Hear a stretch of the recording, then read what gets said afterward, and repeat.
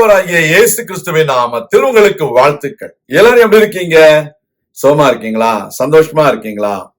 இந்த நாளிலும் ஆண்டவர் கொடுக்கிற ஆசீர்வாதமான வார்த்தை புலம்பல் 3ஆம் அதிகாரம் 57ஆம் வசனம். லாமெண்டேஷன்ஸ் chapter 3 verse 57. நான் உம்மை நோக்கி கூப்பிட்ட நாளிலே நீர் அணுகி பயப்படாதே என்றீர். எவ்வளவு அருமையான ஒரு வார்த்தை. நாம் அவரை நோக்கி கூப்பிடுகிற நாளிலே ஆண்டவர் நமக்கு சமீபமாக வந்து பயப்படாதே என்று சொல்கிறார். இந்த உலகத்துல உங்களுக்கு ஒரு பிரச்சனை வரும்போது நீங்க யாரையாவது கூப்பிட்டீங்கன்னா அவங்க என்ன சொல்லுவாங்க? உங்களை பயமுறுத்துகிறதான அநேக வார்த்தைகளை சொல்லி மேலும் மேலும் உங்களை பயமுறுத்துவார்கள். ஆனால் நம்முடைய கர்த்தரோ நமக்கு அருகாமையில் வந்து பயப்படாதே என்று சொல்கிறார். Dear child of God, you may be going through a situation which needs a call of God.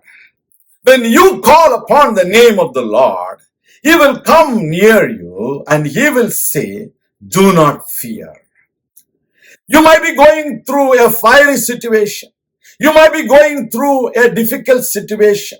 You might be going through a sicknesses or diseases or anything, but you call upon the name of the Lord because He is the only one who can say to you, do not fear.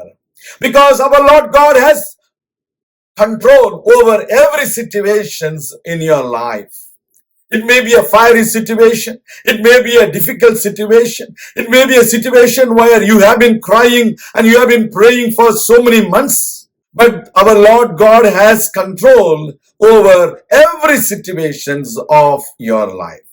உங்கள் வாழ்க்கையில நீங்கள் எப்பேற்பட்ட சூழ்நிலையில் போனாலும் எல்லா சூழ்நிலைக்கும் மேலான வல்லமை உள்ளவர் நம்முடைய தேவன்.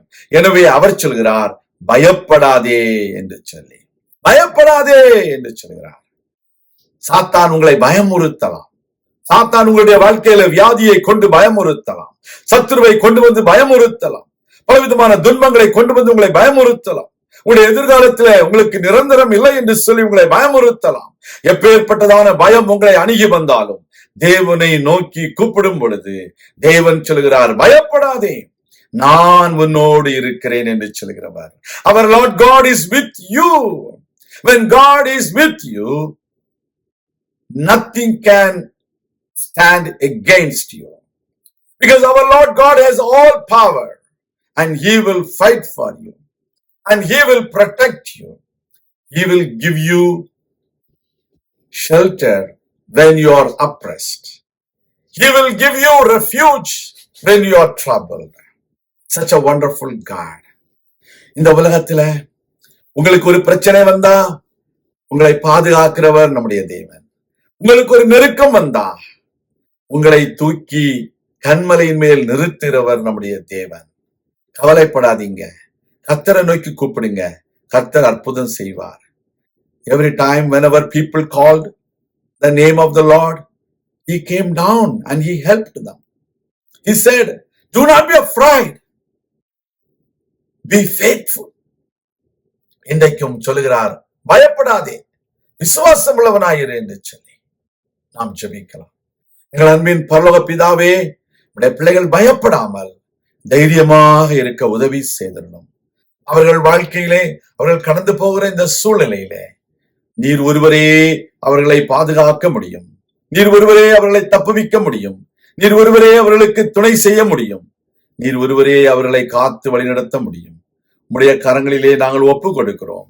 நீர் பெரிய காரியங்களை செய்து உம்முடைய நாமத்தை மகிமைப்படுத்தும். இயேசு கிறிஸ்துவின் நாமத்தில் ஜெபிக்கிறோம் எங்கள் நல்ல பிதாவே, ஆமேன்.